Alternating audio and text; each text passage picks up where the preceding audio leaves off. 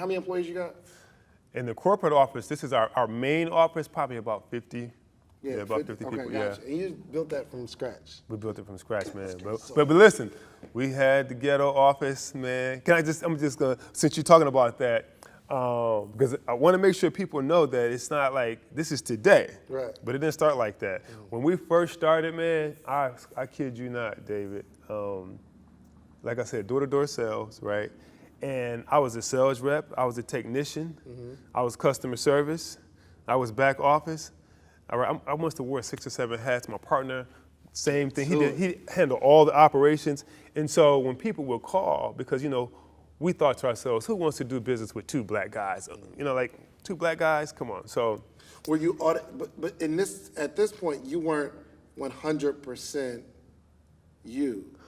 We were an ISO up under First Data in Wells Fargo. We were ISO of Wells Fargo, but up under First Data. So we thought we were the owners. Gotcha. But they were doing the underwriting and risk, right?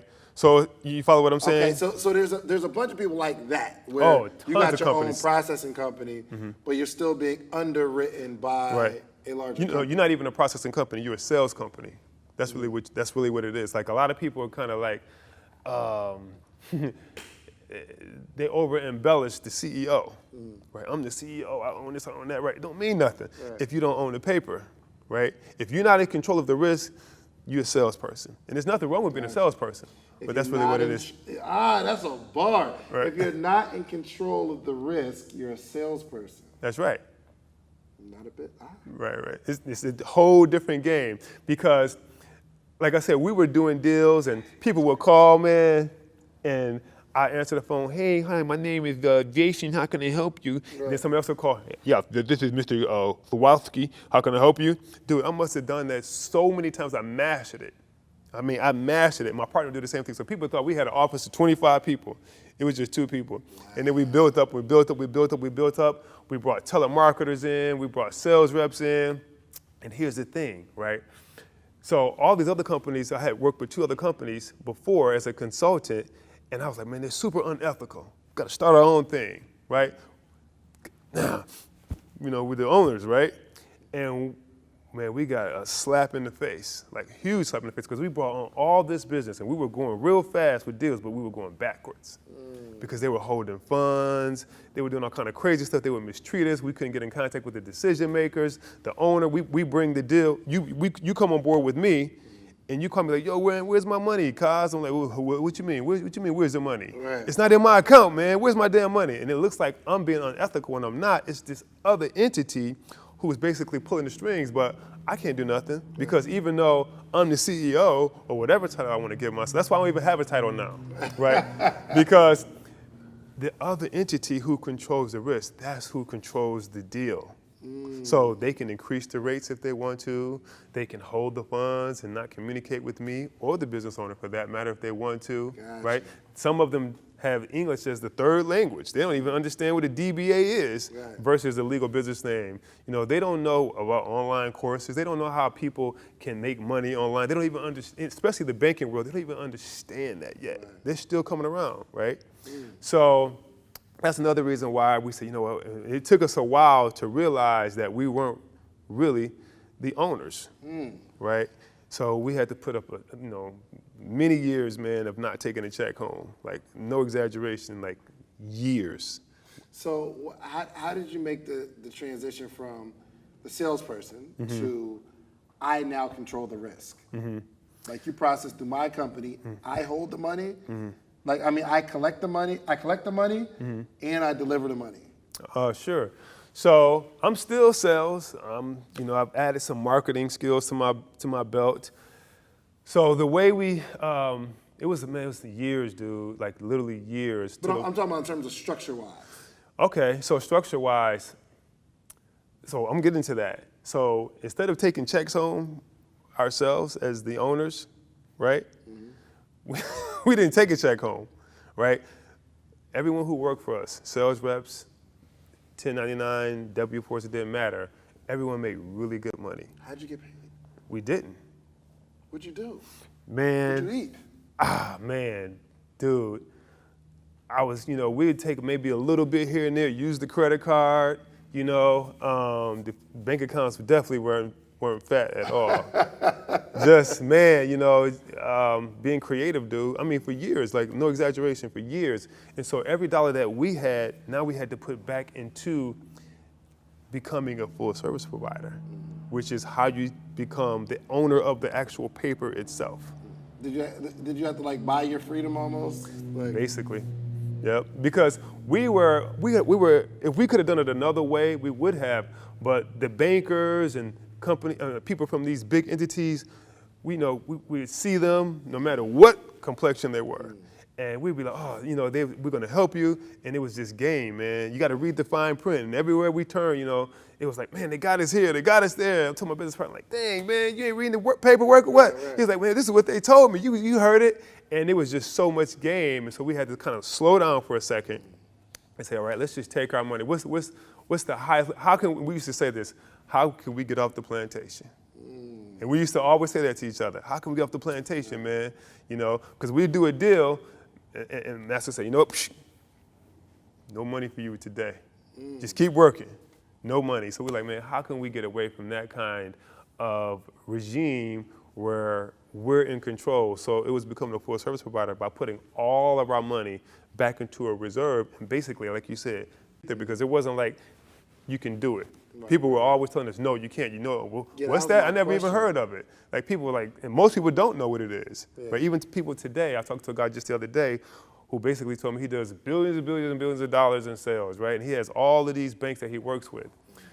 He didn't even understand it, right? So a lot of people don't even know what it is. You really have to dig and have to kind of go through it to realize that maybe some people watching this who are into the sales space, maybe now they'll definitely be able to relate with having funds held. Right. But you really have to keep digging, and you have to find, because they don't even offer it to companies unless you have so much money in the bank. You have to have your financials together. You have to have a physical office. Right. You have to have risk analysts on board. You have to have underwriters. So you have to spend a lot of money. You have to have tech support, customer service, because we could have done it at different levels, but to really be in control of everything, you have to bring everything in house. Gotcha. Right. Gotcha. As an example, and I'll get off the subject. While we were in ISO up under First Data, so imagine if there's an underwriting issue, you have to rely on somebody who doesn't know you have no connection with, right? Or if there is funds are being held, you don't know the risk analyst. We called a risk analyst one time and said, hey man, can you release this company's money? He says, what's the name of the company?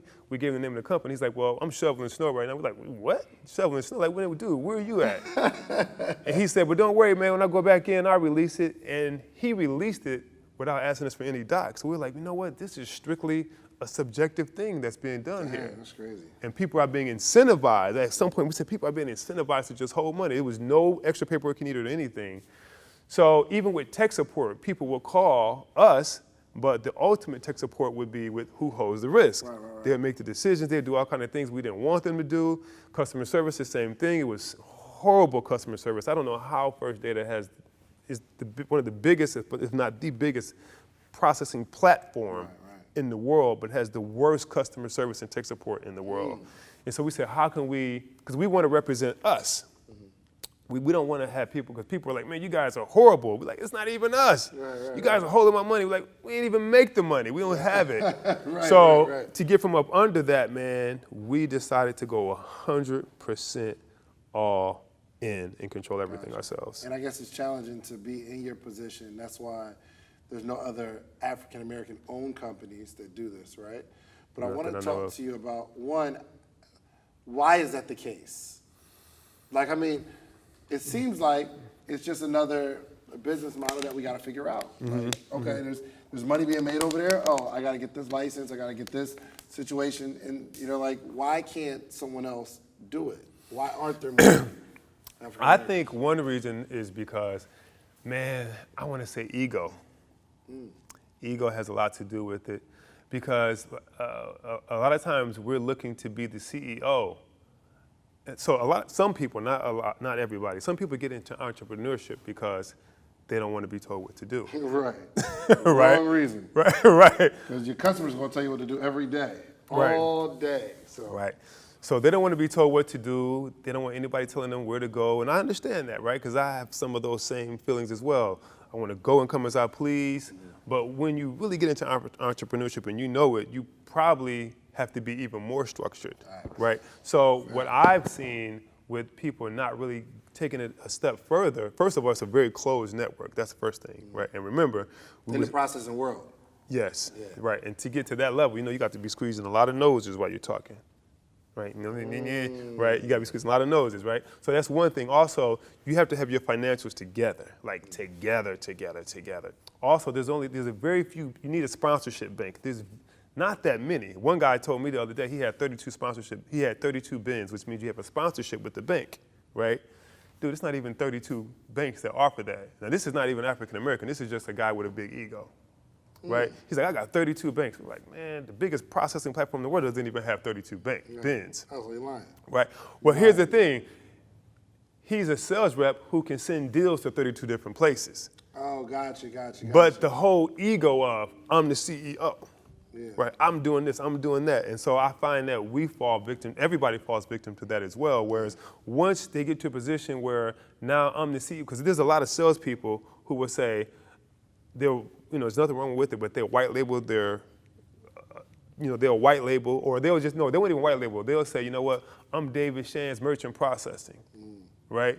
They don't really understand any of the other stuff, but they just want to be the CEO. Instead of just go through the ranks, be the best sales rep you could be, learn everything you can with this other company, learn all the mistakes, see all the flaws, see how you can make things better. But they're like, no, as soon as I become a sales rep, bam, I'm the CEO, and they stop. And they start bringing a whole bunch of other people on up under them, training people, and they don't even know. So we see that so much in all nationalities.